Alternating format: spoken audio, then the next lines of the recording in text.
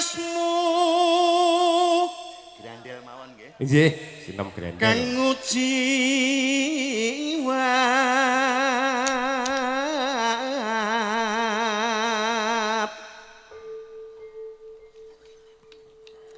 agawe ruciting kale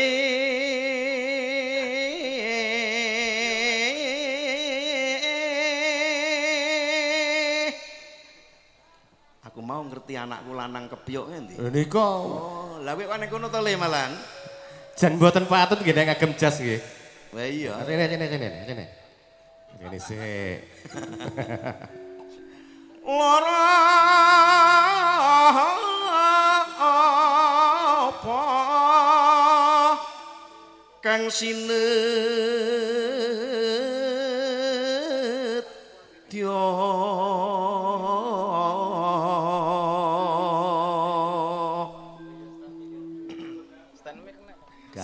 sing ngempet niku Kang Mas Jobros ngomate ngeten-ngeten niku kuat wadakne kok metit kowe upama munduta rukmi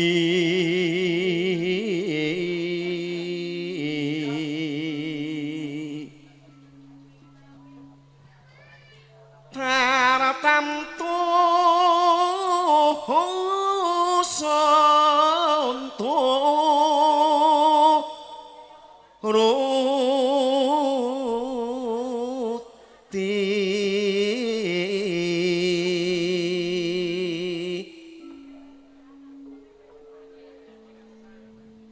pemrucut iki mboten namung sithik upama wong numpak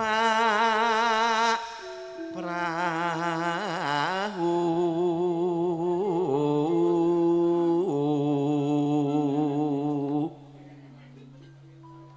lumampah tanpa welat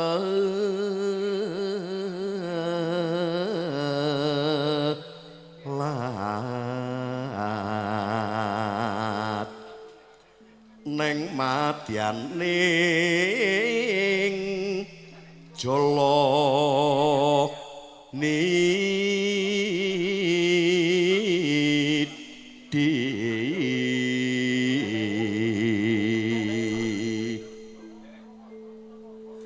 temah gonjing hanggenjong neng pagulingan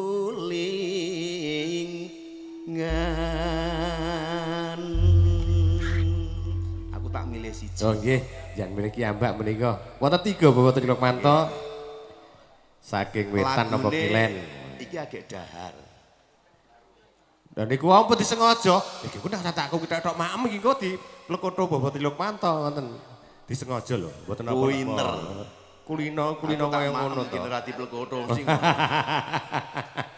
alah aku kira wae kok ya lagune jane arep tak parake ning Bengawan Sore ning karo ning penyanyine iki iki Dian ta iki nggih anu Ratna oh Ratna meh kaya Dian kok lha nggih persis niku lagune aku njaluk gelang kalung oh nggih ya nduk nah gelang kalung wae sing gampang oh kok sengaja kok oh lah iya kok disengaja iki piye pas aku bawa aku tak maem sik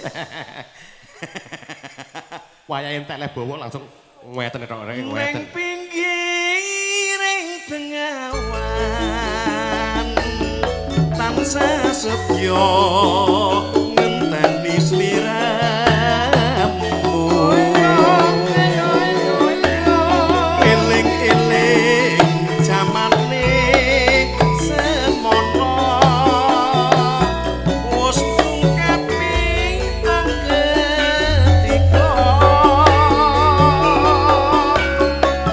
ning pinggiring Bengawan wayah sore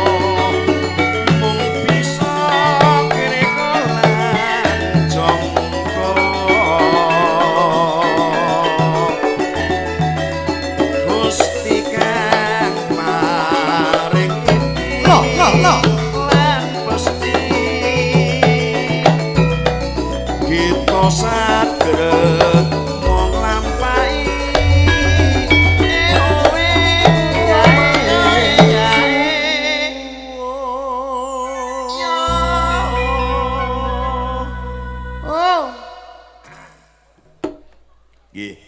Sepindah malih Diagung Pangaksami. Ki serodok glerek-glerek.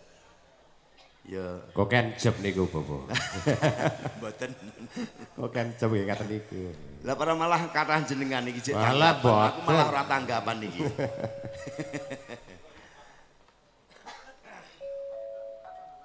Neng pinggiring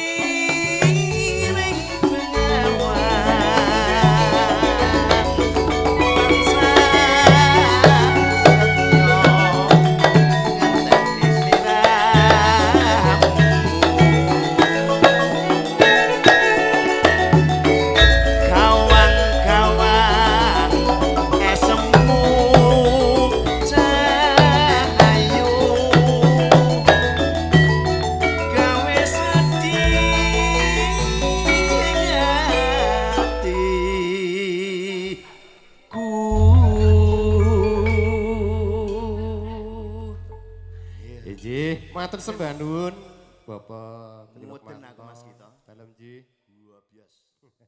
Awanipun panas.